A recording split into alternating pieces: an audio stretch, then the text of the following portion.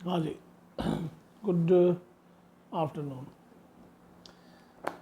इसको YouTube format में आपको मिलेगा ये। और पता नहीं, बस ये थोड़ा सा टिपिकल हो जाता है जब भी कई ऐसे टॉपिक्स होते हैं जो कि स्टूडेंट्स को थोड़ा सा टाइम लगता है। तो प्लूरलिस्टिक क्रिटिसिज्म उसी प्रकार की एक चीज़ है, बहुलवादी आलोचना, है ना। ये पहले भी मैंने देखा है कुछ टॉपिक्स, जैसे मैंने कहा ना कि आपको जब मैं गांधीयन थॉट पढ़ाऊंगा, I think which is there in your course,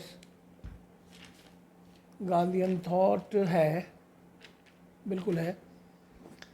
तो ये philosophy of non violence and Gandhi's view on economic and religion, इसको भी ज़रा आप लोग अपने हिसाब से बनाइएगा, है ना। क्यों मैंने ही पाया था ये मैंने पाया है कि इस टॉपिक को जब भी पढ़ाया जाता है तो बड़ा क्लास बड़ा ऑफ टाइप की हो जाती है। इट्स माई ओन ओपिनियन, पढ़ा दूंगा मैं पूरा। देखो, अब संप्रभुता तुमने पूरी समझ ली। संप्रभुता मतलब पावर, सर्वोच्च शक्ति, इंटरनल और एक्सटर्नल। सिनॉप्सिस बनाना भी देखिए, एक आध दिन मैं कभी समझाऊंगा, बताऊंगा। कई लोग ने तो बहुत अच्छा आंसर मेरे को दिया, बहुत सारे बच्चे लोग मेरे को अपने नोट्स बना के भेज देने, तो कई लोग तो समझ गए बात को। तो इंटरनल सोवरेंटी माने जब राज्य जो है वो उसका पूरा नियंत्रण है अगर देश के ऊपर में, जो राज्य सत्ता है, तो हम देश को इंटरनल सोवरेन कहते हैं। और जब हमारी फॉरेन पॉलिसी फ्री हो जाती है, हम किसी देश के दबाव के बिना अगर हम अपनी विदेश नीति चलाते हैं, तो वी से कि हमारी we are externally sovereign, simple. ठीक है। कुछ लोगों को बात समझ में नहीं आई कि देखिए ये थ्योरी है 200 साल पुरानी, है ना। उस समय ये सब सारी बातें क्लियर हो रही थी कि इसकी कई ये कैरेक्टरिस्टिक्स है। पर आज जब ज़माना बदल रहा है, तब राजतंत्र था, आज लोकतंत्र है, तो कई सारी परिभाषाएं बदल गई, है ना।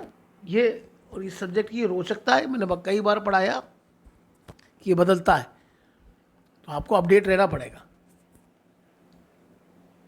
तो जब इसकी जो ऑस्टिन के सिद्धांत की आलोचना हुई, फिर एक ग्रुप ऑफ पीपल आया जिसमें मैटलैंड थे, फिगिस थे, डिग्वी थे, पॉल बंकर थे, मिस फॉलेट थी, जीडीएच कोल थे, लास्की थे। These people were known as the pluralist thinkers, है ना।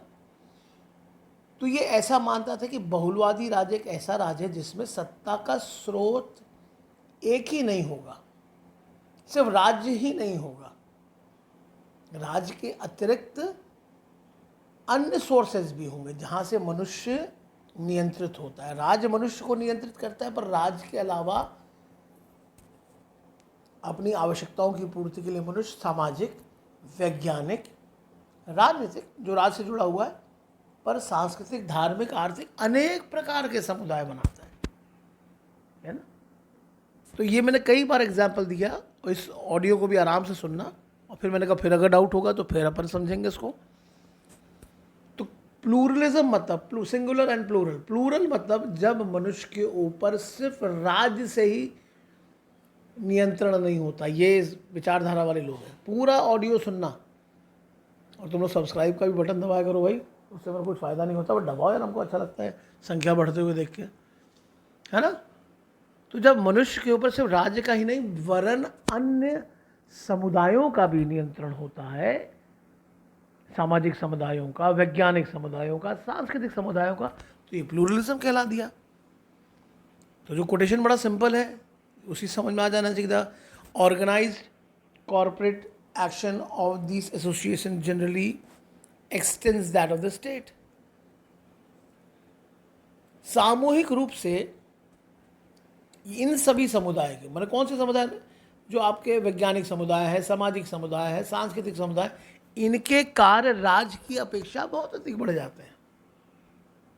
तो बहुलवादी क्या कह रहे थे कि ये देखिए कि मनुष्य के जीवन में उसका जो जीविकोपार्जन हो रहा है, जहाँ वो नौकरी कर रहा है, जहाँ वो बिजनेस कर रहा है, ऐसे कई सारे आर्थिक समुदायों से जुड़ा हुआ है ना। हाँ, राज्य का नागरिक है, राज्य के अधीन है, पर कुछ अपनी अलग व्यवस्था भी बना के रखा है।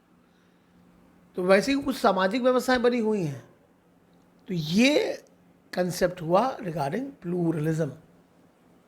तो राज्य की प्रभुसत्ता पर वो जो बहुलवादी आक्षेप है, हिंदी में बोल रहा हूँ मैं और इंग्लिश में बोलते हैं इसको pluralistic criticism of the theory of sovereignty.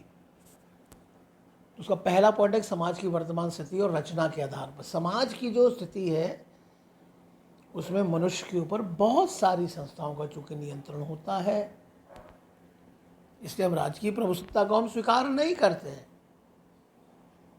ठीक है।